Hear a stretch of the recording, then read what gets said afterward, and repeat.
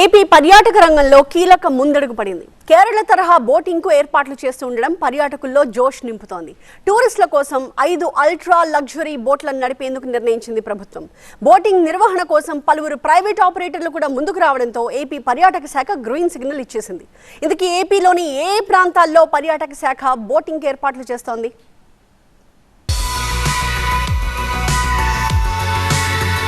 ఏపీలో కేరళ తరహాలో నదులు, సముద్రం బ్యాక్ వాటర్లో పర్యాటకుల కోసం విలాసవంతమైన పడవలు ప్రైవేట్ ఆపరేటర్ల ద్వారా నడిపించేందుకు కూటమి ప్రభుత్వం ఏడాదిగా ప్రయత్నిస్తోంది. ఇందుకోసం ఆసక్తిగల సంస్థలను ఆహ్వానించింది. కేరళలో ఇప్పటికే ఈ తరహా సేవలనందిస్తోన్న ఒక సంస్థ ఏపీకి చెందిన మరో సంస్థతో కలిసి ఉమ్మడి భాగస్వామ్యం కింద బెర్మ్ పార్క్ నుంచి పవిత్ర సంగమం వరకు 2 బోట్లు నడిపేందుకు ముందుకొచ్చింది. దీనికి సంబంధించి 20 కిలోమీటర్ల మేర సర్వే కూడా చేశారు.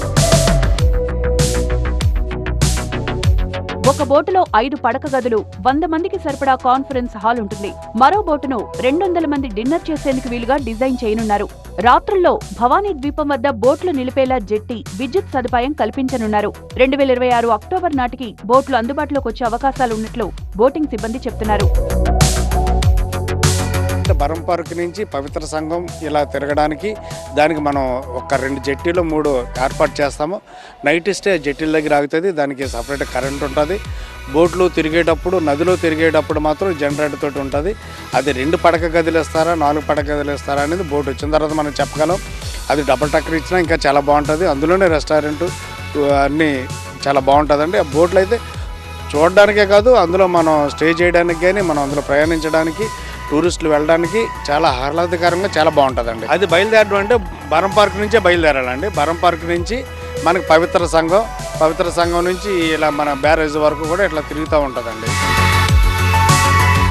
బాపట్ల జిల్లా సూర్యలంక బీచ్ బ్యాక్ వాటర్లో నాగరాజు కెనాల్ నుంచి నిజాంపట్నం వరకు 3 బోట్లు ప్రైవేట్ సంస్థలు నడపనున్నాయి. ఒక బోటులో 9, మరో బోటులో 3, ఇంకో బోటులో 2 పడక గదులుంటాయి. బ్యాక్ వాటర్ లో దాదాపు 30 కిలోమీటర్ల మేర బోట్లో ప్రయాణించొచ్చు. ఈ మార్గంలో సుందరమైన ప్రాంతాలను కూడా గుర్తించారు.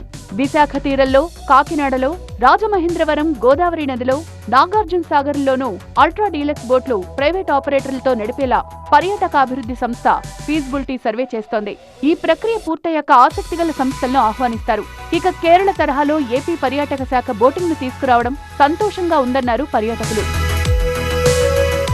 నేను ఇక్కడికి అన్వేషణ్ ప్రాజెక్ట్ కోసం వచ్చాను. ఇక్కడ బోటింగ్ చాలా బాగుంది and we love enjoying this boating.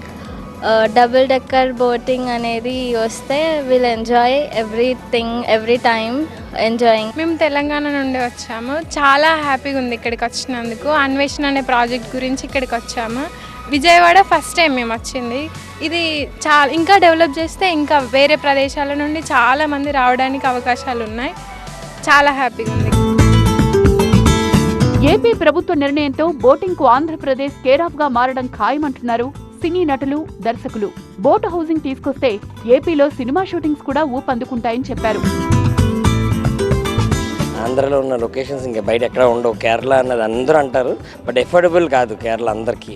But Andhra అనేది మిడిల్ క్లాస్ వాళ్ళందరికీ చాలా ఎఫోర్డబుల్ అండ్ బోట్ సెట్ చాలా చాలా బాగుంటుంది. షూటింగ్ల పరంగా ఎలా ఉపయోగపడుతుంది? షూటింగ్ యాక్చువల్లీ నిజంగా యాజ్ ఎ సినిమా లవర్గా, యాజ్ ఎ సినిమా డైరెక్టర్గా నేను కూడా నా స్వార్థం ఏంటంటే బయటకు ఎక్కడికి వెళ్ళడం కన్నా టూరిజం బాగా డెవలప్ అవుతుంది. అండ్ సగం మంది సినిమాలు ఓన్లీ ఆంధ్రాలోనే ఇప్పటికే తీస్తే సబ్సిడీ ఇస్తారంటున్నారు ప్రభుత్వం. అండ్ ఇలాంటి బోట్ హౌస్లు కానీ ఇలాంటి డెవలప్ చేస్తే ఇంక బయట ఎక్కడికి వెళ్ళక్కర్లేదు. మన తమిళనాడు వెళ్ళక్కర్లేదు, కర్ణాటక వెళ్ళక్కర్లేదు. ఆంధ్రాలో ఉన్న లొకేషన్స్ బయట ఎవ్వరికీ ఉండవు. గవర్నమెంట్ ఆఫ్ ఆంధ్రప్రదేశ్ ఇది తీసుకున్న డెసిషన్ చాలా మంచి డెసిషన్. నైట్ టైం బోట్లో స్టే ఇచ్చి కేరళ లాగా బోట్ హౌస్ లాంటివి ప్రమోట్ చేస్తే ఏపీ టూరిజం ఇంకా ఖచ్చితంగా డెవలప్ అవుతుంది. That's a very good idea. Explore చేస్తే స్టూడెంట్స్కి, పిల్లోళ్ళకి, పెద్దోళ్ళకి అందరికీ ఒక బాగుంటుంది ఎక్స్ప్లోరేషన్ లాగా. మొత్తంగా ఏపీలో కేరళ తరహా బోటింగ్ ఏర్పాట్లు పర్యాటక శాఖలో జోష్ నింపబోతోంది. అటు పర్యాటకులు సైతం హర్షం వ్యక్తం చేస్తున్నారు.